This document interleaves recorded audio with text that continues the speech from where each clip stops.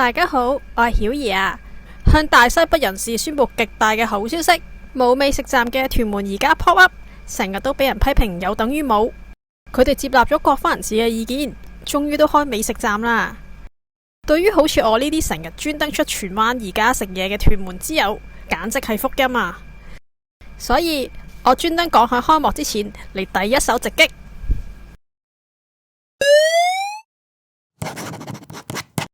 Paper Hill 雖然佢話就話6月3號開，但係其實已經開咗噶啦。位置響最高，電梯一直上到3樓，行到去 California 隔籬，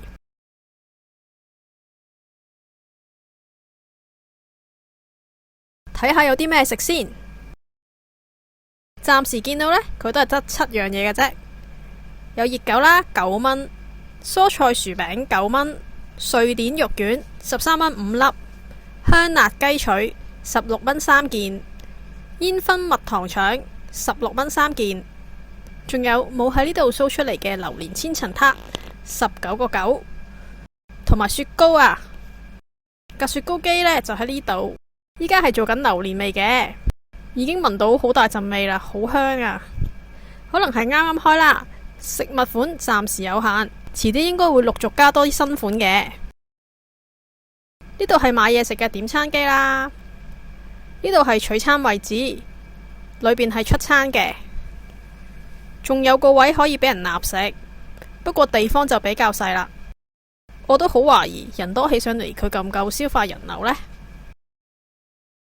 不過我哋再睇返佢呢度成個屯門而家家私嘅位置。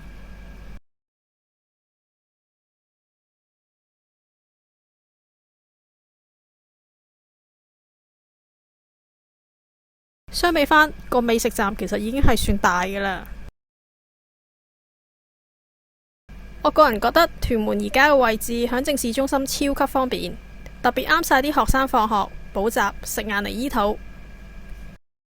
不過呢，屯門市中心平時已經好多人㗎喇，開咗美食站之後，會唔會令成個商場更加之逼爆呢？除非佢擴充啦。我睇佢繼續開好似九龍灣、荃灣而家家私咁嘅餐廳嘅機會就唔係好大啦，因為呢度好似冇乜位，甚至而家都直情有啲逼添，所以暫時應該就唔會對附近嘅餐廳造成太大嘅影響，反而呢覺得可能會對主打學生客嘅華都商場小食店有一定程度嘅威脅。好啦，我今日嘅直擊都差唔多啦，大家對呢個小食站滿唔滿意？最想係食啲咩呢？記得留言話俾我聽。多謝收睇，鍾意我影片嘅話記得按 like、訂閱、share 出去，同埋 follow 我嘅IG。我哋下次見啦，拜拜。